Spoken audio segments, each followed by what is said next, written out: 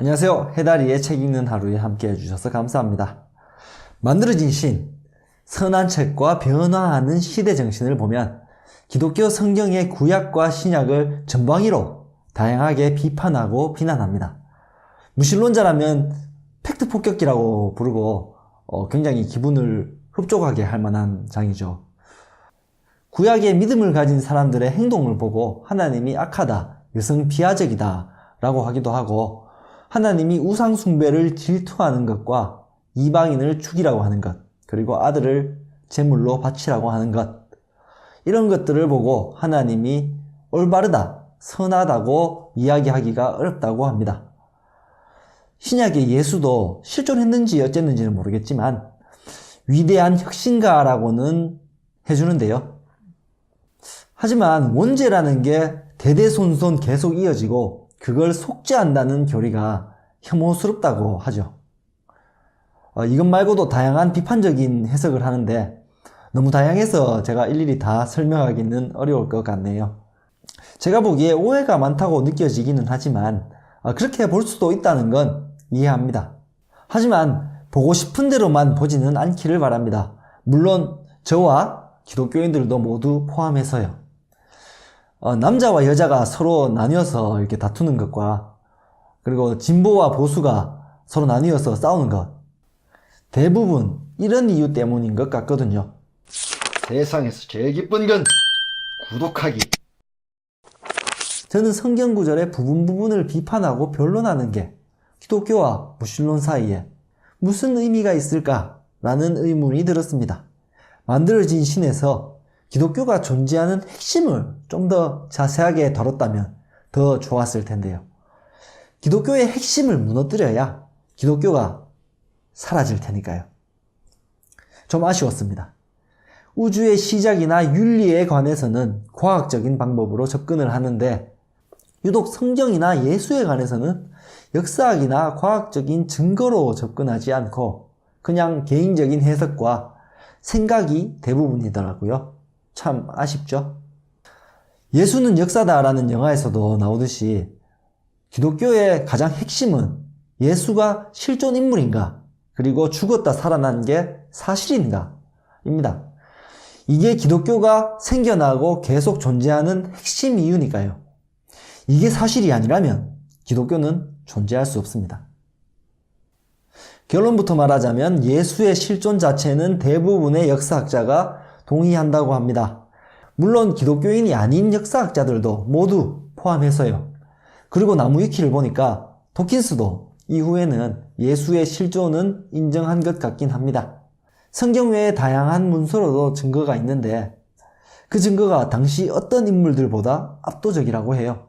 역사학도 과학의 일종이라면 증거로서 인정해야 하지만 물론 믿지 않을 수 있습니다.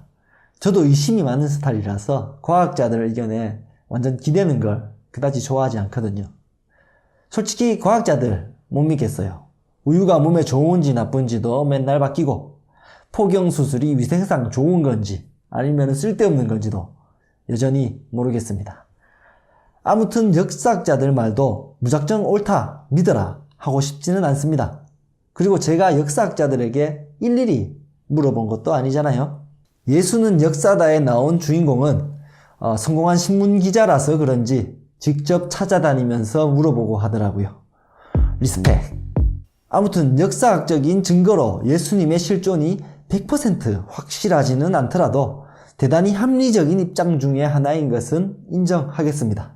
그런 인물이 없었다는 입장도 황당한 이야기라고는 생각하지 않아요. 많은 사람이 인정한다고 해서 무조건 사실인 건 아니니까요. 그렇다면 예수님의 부활은 어떨까요? 십자가 사건에서 역사학자들이 인정하는 팩트는 4가지라고 합니다.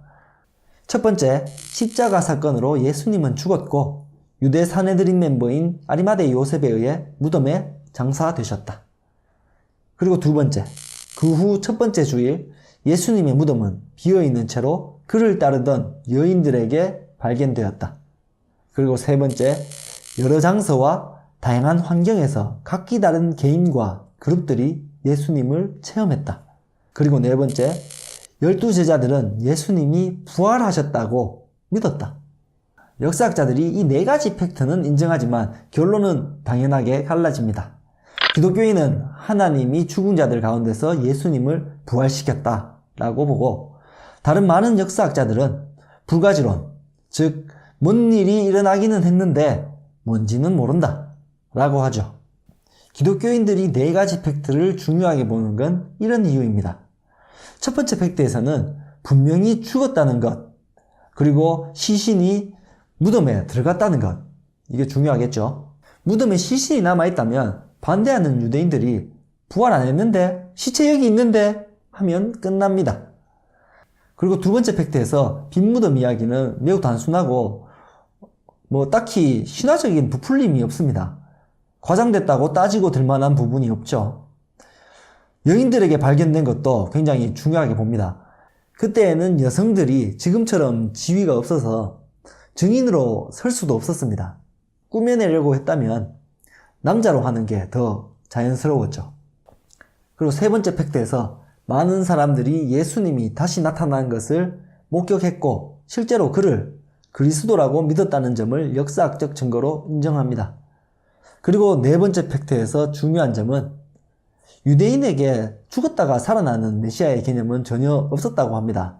이스라엘의 적인 로마를 쳐부수고 다윗의 왕국을 건설하는 그런 영웅이 메시아였죠. 유대인의 법에 따르면 처형당한 예수는 이단으로 봐야만 한다네요. 그런데 이런 믿기 힘든 환경에도 불구하고 12제자들은 사형당한 예수님의 부활을 죽기까지 믿었죠. 이 부활 사건 이후에 그리스도교가 생겨나고 엄청난 부흥이 있었습니다. 이 네 가지 팩트에 대해서 적합한 설명을 물었을 때 적합한 설명을 하려면 신을 인정해야만 하기 때문에 대부분 불가지론에 머무르게 되죠. 이 네 가지 팩트를 따르는 적합한 경쟁 가설이 아직 없다고 하네요. 정말로 만약에 하나님이 정말로 존재한다고 전제를 한다면 이 사건에서 하나님이 죽은 자들 가운데서 예수님을 부활시켰다라는 답은 합리적입니다. 물론 신이 결단코 없다는 전제 안에서는 예수님의 부활은 말도 안 되죠. 저는 예수님이 부활하신 거라고 믿기는 하지만 이게 분명한 증거라고 할 생각이 전혀 없습니다. 저도 예수님 옆구리에 손가락을 찔러 넣어 봐야지 알 수 있을 것 같아요. 심심하면 말을 바꾸는 과학자나 역사학자들 말을 100% 믿을 수도 없고 알려지지 않은 어떤 사건이 일어났을 수도 있으니까요. 기독교가 존재하는 핵심인 예수님의 부활에 관해서 이야기를 해봤는데요. 많은 기독교인들이 예수님의 부활 논증으로 사람들에게 전도를 하지만 저는 전혀 믿어지지 않았어요. 만약 여러분이 이걸로 믿게 된다고 한다면 오히려 그게 신기할 것 같습니다. 우주론적 논증, 목적론적 논증, 도덕론적 논증, 예수님 부활 논증 등 여러 가지를 소개해 드렸지만 그 어떤 것으로도 저를 설득할 수 없었습니다. 도저히 믿을 수 없는 이야기를 완벽하지 않은 증거들로 설득할 수가 없죠. 저도 만들어진 신 덕분에 알아본 것들이 대부분이었습니다. 개인적으로 아주 재미있는 여정입니다. 힘들지만 이 책에 감사하고 있어요. 다음 만들어진 신 영상은 마지막이 될 것 같은데요. 제가 기독교인이 된 이유와 함께 만들어진 신에서 비판하는 종교적 위안에 대해서 이야기해 볼까 합니다. 기대해 주시고요. 다음 영상에서 만나요. 빠이빠이.